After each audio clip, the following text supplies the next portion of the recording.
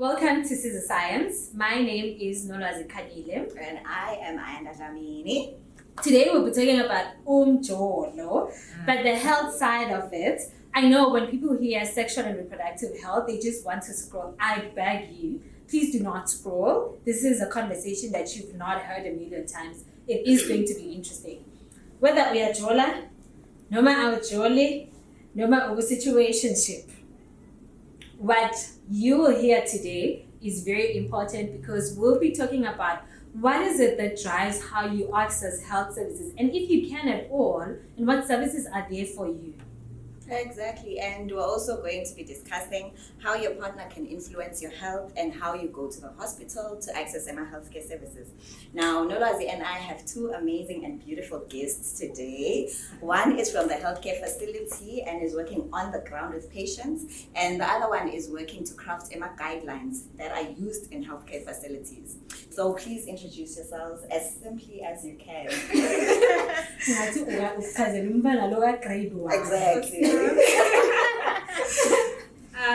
Good afternoon, everyone. My name is Umjolo. I'm a nurse by profession. Yes, important. I'm a nurse by profession and I'm based at a facility I won't mention, but my clients, literally everyone from young people to old people. So. Yeah. So hello everyone, my name is SizaScience. I also work with young people, community level, national level, and I aim to go international. But what's important today is that I advocate for sexual and reproductive health and menstrual hygiene. Thank you. Thank you so much for introducing yourselves and just saying yes to this podcast, serving the young people. So I saw a trend on TikTok saying, if you were to choose between HIV and pregnancy, what would you choose? And people were saying, bring HIV. Yes.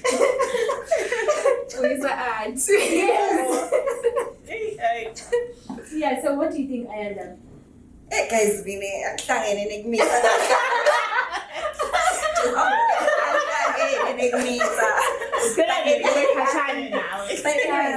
HIV is still real, even if a child is quite permanent for the rest of your life. Things to take care of. But anyways, HIV is not history. It's still around. It's still there. We still see it. And so we're going to discuss changes that happened. But just briefly, can you explain to us, have you seen a shift to HIV 10 years ago and a shift to HIV and Yanamush? There's been a great shift based on the scenario you were talking about on TikTok. People would rather have HIV than pregnancy. It goes to say there's a shift in the space of HIV because now people are no longer scared of HIV. They're no longer stigmatizing HIV. We can openly speak about HIV. I mean, if you're HIV positive, it's just one pill. So it just shows that people have accepted that HIV is there, HIV is real. But now we have to strengthen efforts in how to prevent infection with HIV, regardless of whether you're a young person or you're an old person. So we're just trying to say the shift has been there. Things are better now. So just to add on what the was just said, we talk of your life expectancy, guys. I mean, people were dying back then, especially because we had gender norms that facility to take art, but also it's the access of your art referrals, your information, your about HIV prevention services around your area. So but also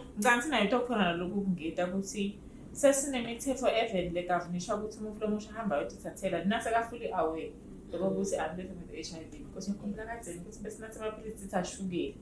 but I think really the stigma is no longer there. I mean, we can talk about this. You can say, hey, I was exposed, and we see what we can do from there. Yeah. Oh, talking about being exposed, we have our scenario here. So let's all listen. I went to bushfire with a group of my friends, and of course, drinks were on some guys. Well, the day progressed, the event was lit, and the umnans. As evening came, we were all kind of tipsy, or even way more than tipsy. Yeah. Fast forward, get to the next morning. It's a Sunday. I woke up next to this stranger. or was he? I met him yesterday, like bushfire, and he did buy us a lot of drinks and food. But now I'm conflicted. Should I feel as empty as I do? I confirm that we definitely had sex, but I don't remember consenting. Should I have consented? Or maybe coming to his hotel room was consenting enough? Yati, I don't know. All I know is that I feel horrible, and I don't know where to from here.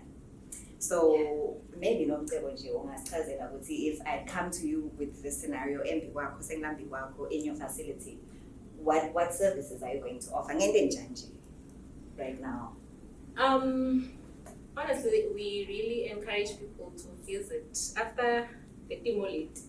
Go to your nearest facility at your earliest convenience. Yeah. Go to your nearest facility to at least access preventive methods that can still work at that point, really.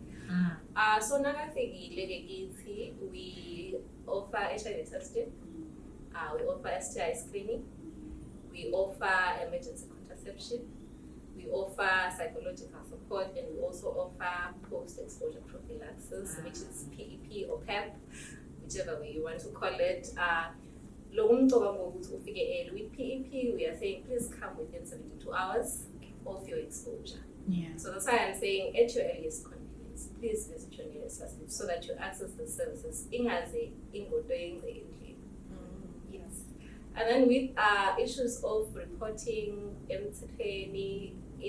consent, I think I'll hand over to Skulile for that one, because as far as I know, anyone who is intoxicated cannot consent. So, please take care of yourself and go to your nearest facility to access services as soon as possible. Yeah. I think it's able. I think for me, the base for me is it's not your fault. And whether you were on drugs, whether you were drunk, whether you took a ride, whether it's even paying for your school fees, consent can, even if we consented, I knew we were going to the hotel room and this is what we were going to do. But I would say nicest thing about SODD Act of 2018 is, regardless of the gender, you can withdraw your consent at any given time. I mean, we are in the hotel room and my mind is coming back to say, hey, Sissy, you are about to, but I can withdraw my consent. And the next morning, I felt sexually violated. It is within my rights to report that instance. And the way our law enforcement systems have been trained, do you remember that? It's about Toge. And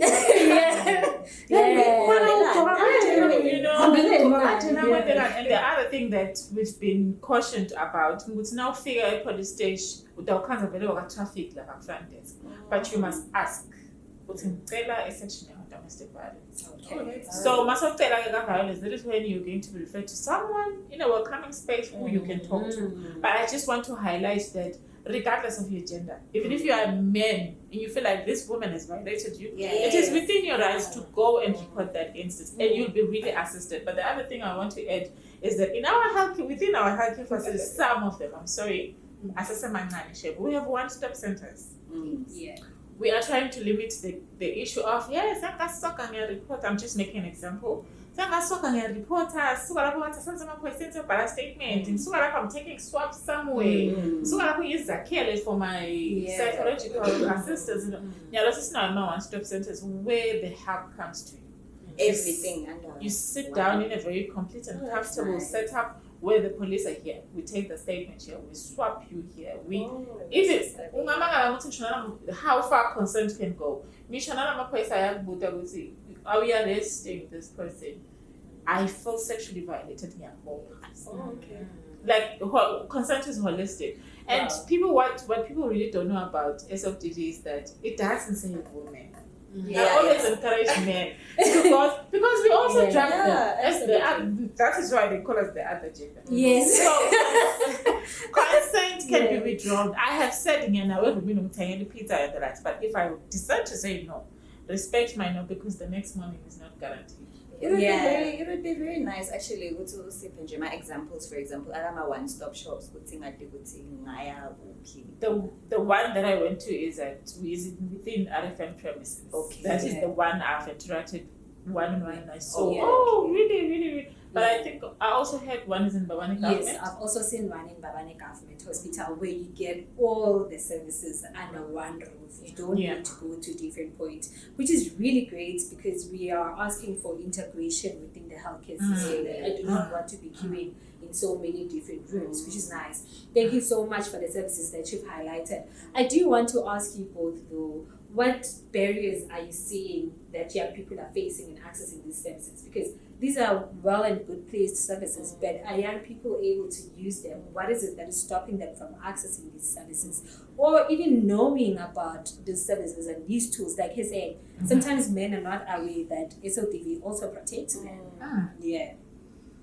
Would you want to go first, Skulile? Well, according to Skulile, this one is not backed by national data, but I've been looking at how we shift behavior and mindset. We tend to think it's the same thing. I can behave in a certain way, but I can think, I see myself.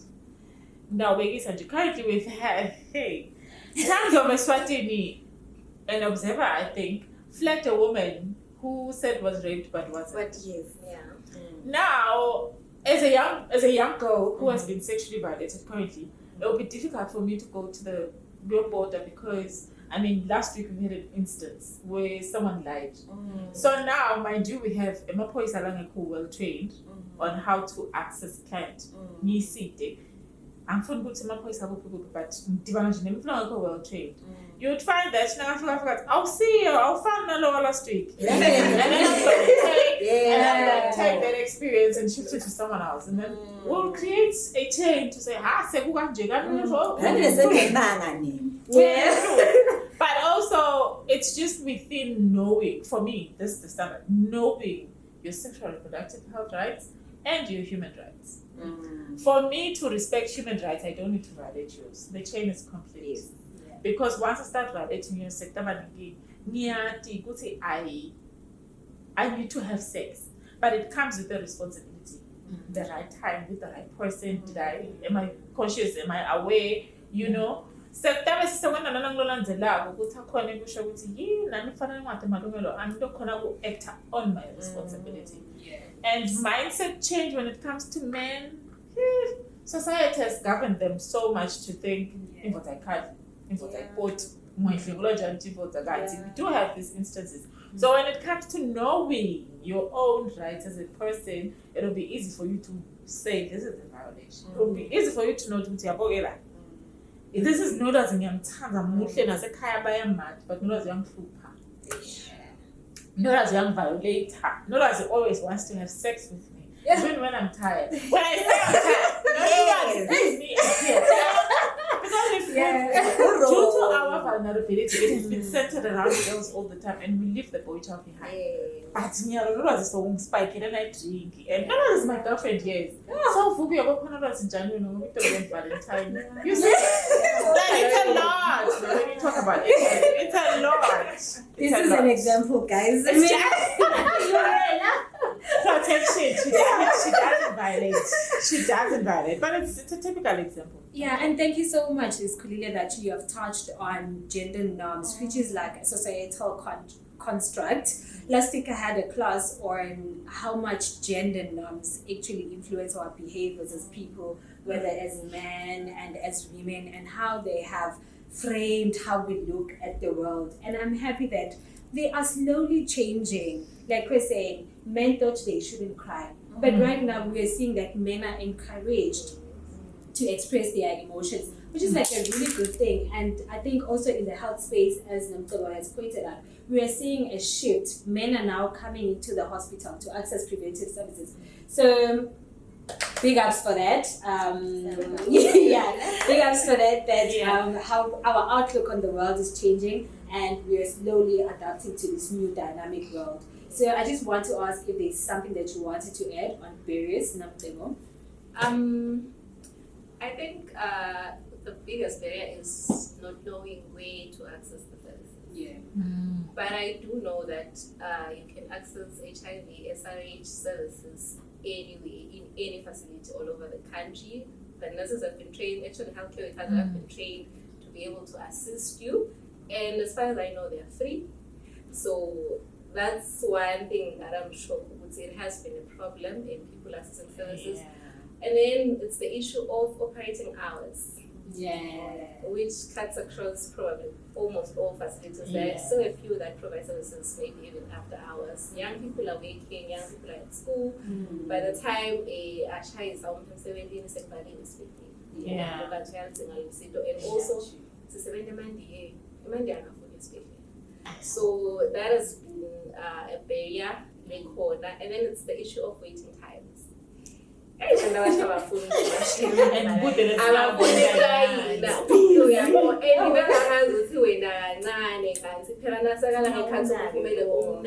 holistically. So a big problem that we have is young people not being able to wait for a long time to access the service. Otherwise, I think probably healthcare providers probably would remain the partners that they can try to take the services. They've been trying. They've been trying to take the services to the young people, to the people. Yes, my workspaces are in the and also try to extend my working hours to try and bridge the gap. Otherwise, with regards to how we can actually help young people or people in general to know where to get services, it's probably platforms like this. It's probably social media platforms whereby maybe we will make initiatives to let people know where they can access services. But any other facility should be able to help you now with services. Can I also add? I think now that she has mentioned this, I'm seeing the advocacy that the country has made around easy access of services to young people. Ubekise nje ukuthi ama-facilities extend. Kuma-teen clubs, I also work with young people living with HIV. Kuma-teen clubs, fees because that's the time we can get them. So in the teen clubs, they refill. There's mobile outreaches, even though we are donor limited. Because I mean, lamanye eta ngabo dreams, lamanye eta ngabo HF, lamanye depending on the money they can analysis cards. But we do have self-service booths. I think Georgetown did that. You figure out if you want to refer yourself, if you want to, So facility, you do have an information because in the self-service booth, if you work on a pamphlet that talks to STIs, you're going to get a partner, you're going to get a bangani. Also, the self-test kits. The self-test kits are there, but the challenge with the self-test kits, the information. And you also figure facility, don't have to test the the comprehensive health package. Whether you test negative or you test positive, they won't know how to do with that. Because sort of within your HIV negative, and in cases you are HIV positive, should also know what to do in terms of where do we go from here, how do you tell your partner if you want to disclose, and also at the end she has to take you holistically. Mine is just to flag if there is a barrier, the government has to do something about it. Through and nature to fight against HIV. Now young people want to get the information here. Yes. So we do have Bonono, we do your Mobis Effect, we do your Tune Me, just to name a few. There's also no target is the government. The barriers that we're talking about. But in case young people, you do see gaps and holes. I mean, the cycle is ongoing. Whatever that is a hindrance to you getting a service, the duty of the government, civil society organizations, theirs is to advocate around HIV prevention. Thank you so much, and shout out to all these organizations that are bringing in services for young people, and they're actually dominating social media now. Shout out to Necha and Bela. I saw some Instagram post about where now we can get Lenacapavir, where we can get HIV prevention services, which is great because young people are always on their phones, and I'm happy that the government is doing everything to reach young people where they are. So hopefully, as we continue with this podcast, we are going to invite some of the people that are working with Nota, iTunes, Nono Chatbot to come and just explain to more young people so that we can understand how these work. So because SizaScience is all about saying sifuna ukuthi iscience isebenzele thina bantu leyendiwa kibo. So masifuna ukuthi iscience isebenzele thina bantu leyendiwa kibo. Ngifuna nje kunikhumbuta amaswati lamahle ukuthi kuyenteka kufike bantu ekhaya. Banibute nje imibuto leminingi ngalakhaya emva kwaloko bafake sticker lapha eminyango lesibhalwe SHIMS. So that is SHIMS. The last one was in 2021. So the SHIMS report from 2021 showed that only 49% of young people aged 15 to 24 years knew about PrEP or have ever heard anything about PrEP. That's a huge gap. So I just want to ask, that was 2021 and now we are in 2026, which is a 5-year difference. I just want to ask if we're still seeing the same thing now, also with the platforms that she's just highlighted. Are we still saying the same thing? Is that gap still there? Are people still not aware? Or we're slowly seeing people having more information and using that information? With regards to PrEP, the uptake has greatly increased from 2021, honestly. I mean, 2021, I didn't know much about PrEP. Yeah. So it has really changed. The uptake has greatly improved, especially now with the introduction of the long-acting injectables that we have, Lenacapavir and CAB-LA. So the uptake has really improved. We have different forms of PrEP. We have different, previously we've seen oral PrEP, daily oral PrEP, which was taken by everyone every day. So that I am taking a pill. And then we had ED PrEP, which was for males, event-driven PrEP. It was for males, exposure, but not say only when they have the exposure and then they stop. And then we introduced the CAB-LA, which is cabotegravir injection, the injection at 2 months. Saibona, uptake improve and then for females, sabane vaginal ring, nakona, uptake improve. Not much though, but yabakona improvement.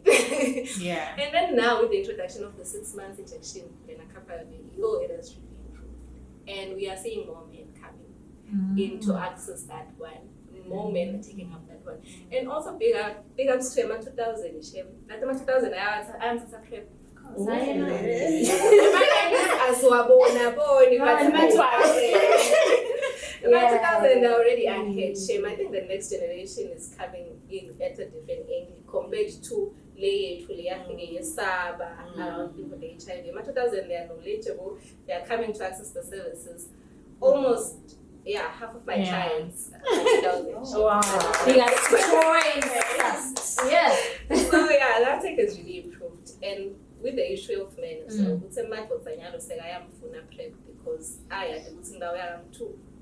Okay. So This is actually good. Yeah. Especially because the National Strategic Framework in terms of HIV prevention, flag up PrEP as the major prevention for your exposure to HIV. Mina according to school, because I also say that the government has really done a lot when it comes to introduction and PrEP. Even though I feel like there still has a smaller gap in the introduction, there must be campaigns in the reintroduction of PrEP so that this young person who doesn't want to take a pill every day to avoid taking a pill every day, I will encourage you, this is for HIV prevention. You can stop PrEP at any given time if you feel like you're not exposed. Yeah. Working with other global institutions. It's no longer a pill. The young person who doesn't want to take a pill every day, it's no longer a pill. Now we have a ring. Now we have got event-driven PrEP for men. The case where one went to bushfire. I mean, I thinking I can take event-driven PrEP. Or we are just trying for a baby. With my partner. We can try event-driven PrEP because we also know we have got discordant couples where one is HIV positive, the one is HIV. I see my fringe, I see my happy like everyone else.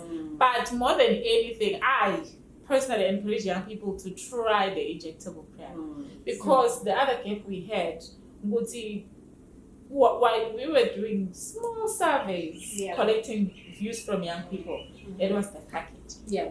Okay, just to add to what they have said, I think the nice thing about HIV prevention choice is that you choose what works for you. Yeah. So if a pill works for you, take a pill. Yeah. If you want a method that is just specifically designed for a female, which is the PrEP ring, take the PrEP ring. Yeah. If an injection works for you, take an injection. Just take what works for you and your lifestyle. Yeah. Yeah, absolutely. I mean, I get some joke. Anyways. Especially because it doesn't have containers for you though. For me, I think everyone takes what works for them. Yeah. That is what we're preaching. Choice. At least when we live here, we'll be taking us. My clients. Oh, that's very great. And we definitely do not want to leave the boy child out of this one. We do not want to leave men out of this conversation. So let's read our second scenario. I was in between relationships, meaning I knew that the boyfriend that I had was not the one for me. So while I was in the process of breaking up with him, I'm dating someone else. Fast forward, I break up with my boyfriend. The first thing that the new guy did before we had sex was ask me when was the last time I tested for HIV. I was shocked. And on our first night together, he pulled out 2 self-test kits. I was so shocked, but in a good way. I finally found someone who was responsible for his own health, and this was all new to me, but it made me so happy. I was just saying, how? Why did the previous guy always fuss all the time about choosing protection and HIV testing? Why was he never concerned about protecting himself or protecting me? Well, anyways, I was just glad. Finally, I found someone who was responsible for his own health. And we all know, some males feel like, if my girlfriend are sharp, hey, nothing right. In fact, why am I going to the facility? So at facility level, are we seeing girls asking for condoms? Are we seeing men asking for condoms? Are we seeing couples come to the clinic but PrEP? Are we seeing more males being interested in PrEP? Like, what are we seeing on the ground? Because Lona Jibigani myself test kids. So are we seeing that uptake in the clinics? With regards to that scenario, and the issue of females taking condoms, it's really not that much. They are still not comfortable taking condoms. They verbalize that men don't want condoms. So they are not comfortable taking them. Rather, they take PrEP and safe just to protect themselves, so that they don't have to deal with the issues around using condoms and all that. They do ask for self-test kits for their partners, but they also say that akafuni kuyisebenzisa i-self-test. So men are still using the low line ukuthi nangabe negative. Yes, we don't have the same behaviors. Me and him, we don't have the same behaviors, but we test that. So they're still doing that. And couples, they're coming in, but not as much as we would like to see. It's really those few, and it's mostly law couples. Lokanza would say they have different HIV statuses. So would say about disclose a lane. Would see. So it's really not much, but it's there. We just want to encourage people to see condoms because they not only protect against HIV, they also protect against STIs, against pregnancy as well. And they complete package. Yes. I think. What is also good about the usage of condoms is that in my facilities there are safe spaces. Safe spaces for a young person can be your bathrooms, your friendly corners. I saw another facility where kula dispenser bese sekuba nebox lelincane la celeni asazama ukumthathela amaphilisi amake you know, and it's not informed by how the facility staff have seen that. I've heard in their meetings. It's not informed by them. They've seen the need for young people and it's a good thing that empty and you feel it on Monday. As service provider, because they get excited, they even smile. Yeah. Because it's their comment, it's what they have. So don't expire from the pen, like no. Yeah. But what I wanted to flag more is that this is not a good practice. We've had issues where men use condoms for the wrong reasons. Like. I don't want to flag it because I'll be giving another young person an idea. But like when you Where? because it has the rustic on top. And we asked that young person, do you usually use condoms? Because it's here, Jambula must distribute. And Hulumende, condoms are not for free. Hulumende unika amaflabasha and those that are in need because we are trying to prevent HIV. And if you need a condom, you must access a condom. But so young people misuse condoms, but also whatever they invest in telling a young person how to use a condom. Okay. Thank you so much. Just trying not to leave the men out of this conversation.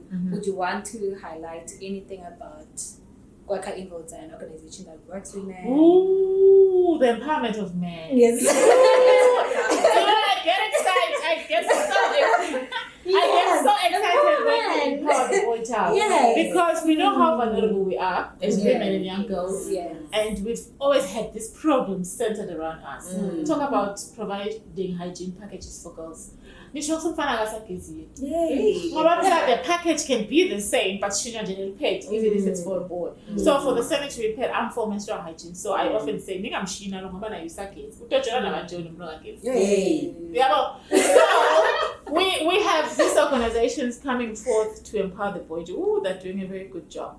I'll start with Gwaka Iboza. Gwaka Iboza has programs centered around ensuring that get an income generating project as a man. Yes. So that we don't I'm also too empowered. My girlfriend around. Yes. More than anything.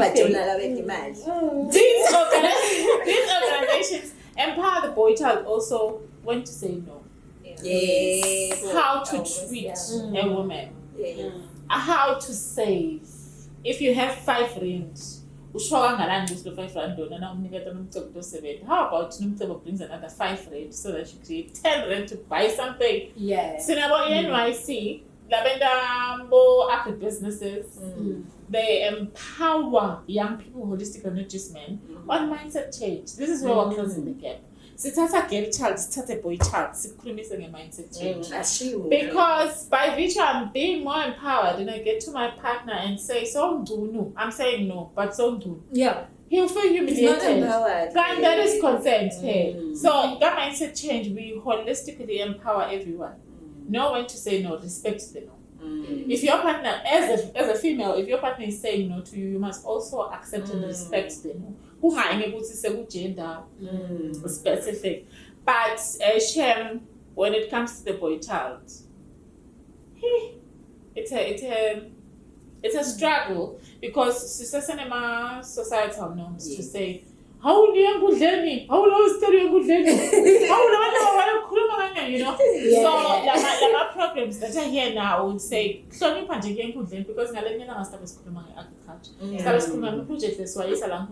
the shift now is to say in conversations where we talk about HIV prevention, you have a role as a man. Remember now, the highest prevalence was among women because there were interventions on VMMC, voluntary male, medical scams, basically. Sizamile ukunciphisa HIV ngokuthi imvothi isoki uyabona kulaba ngabasoki inyalo siyachubeka sicukutela ukuthi abaningi mfana lo foto nawe ask services about kusoka if they are not provided kuleyo clinic ngoba siyakuthi nema clinics na communities they will gladly refer utawahamba usoka but nje vele the boy child is not left behind. The boy child actually is in the center with the girl child now. Yes. Because we are trying to fight one problem, HIV prevention. Yes, and I can't do it if we leave that behind. Yes, thank you so much for also highlighting economic empowerment because that's the root cause for so many problems that we have in the health system. We find that they're actually economic in nature.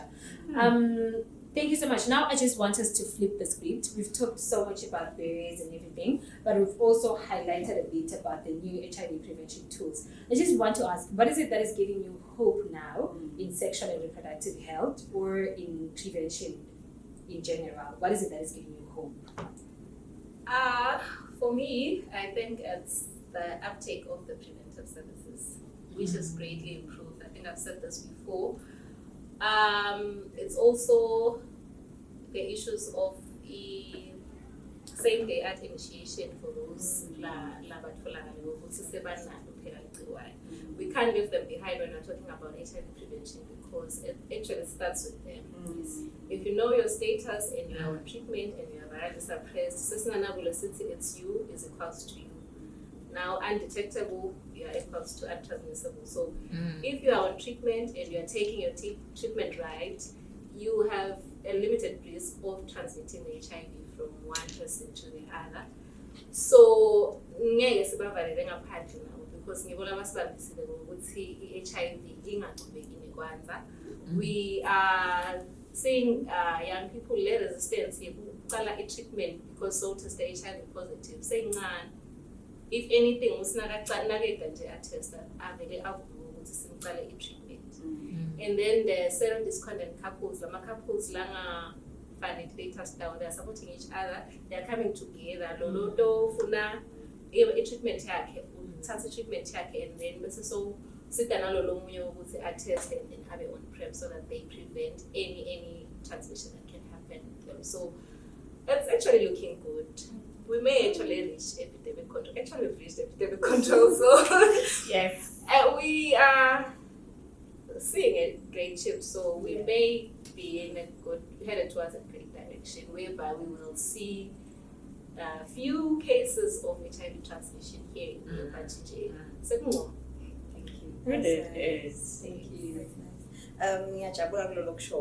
And just to sum this up, ngoba sesivile ngama-policies, sesivile ngokuthi kwenteka ngama-facilities and it's all looking good.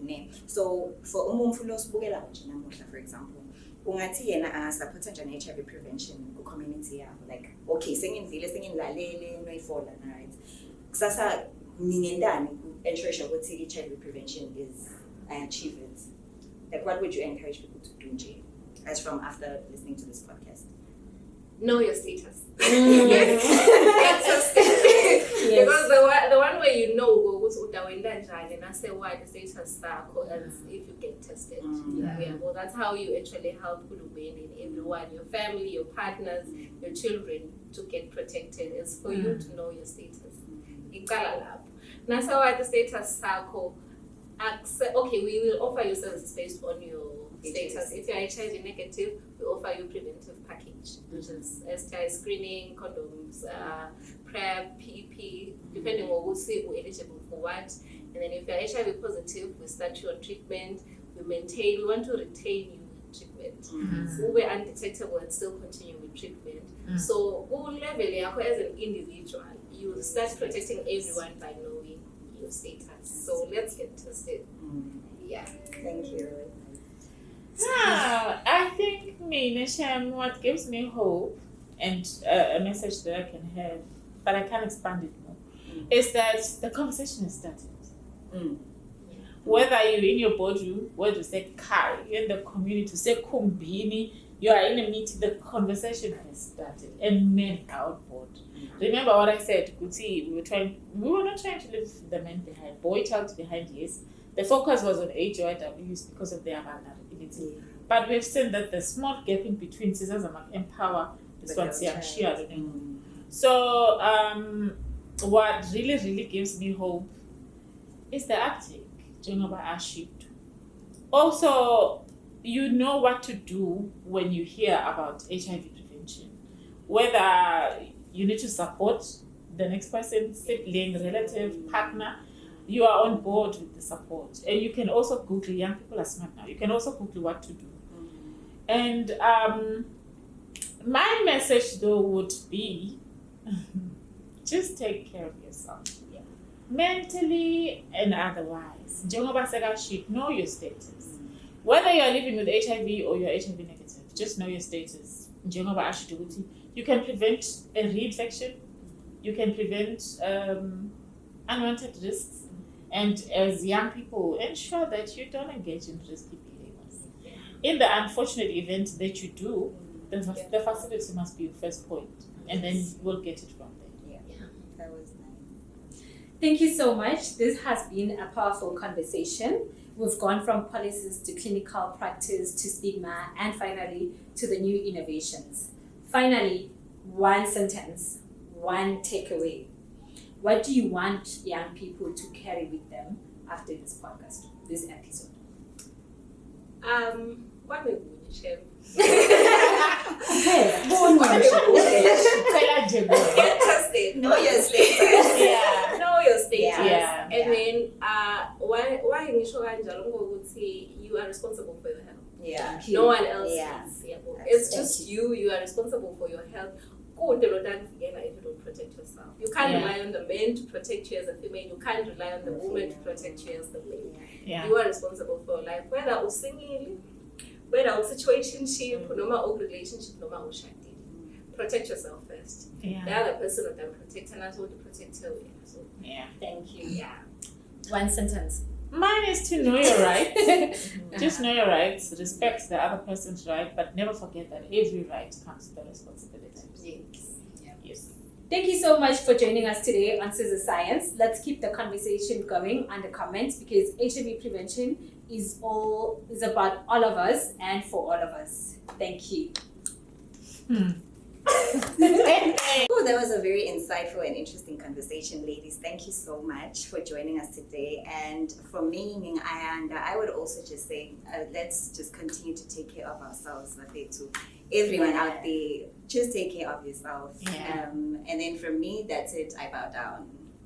If you have a scenario that you'd like us to discuss, please feel free to DM us or leave us down below in the comments. Let's keep the conversation going in the comments section because HIV prevention is for and all about us. Thank you for joining us on SizaScience today. Stay tuned for more. Thank you.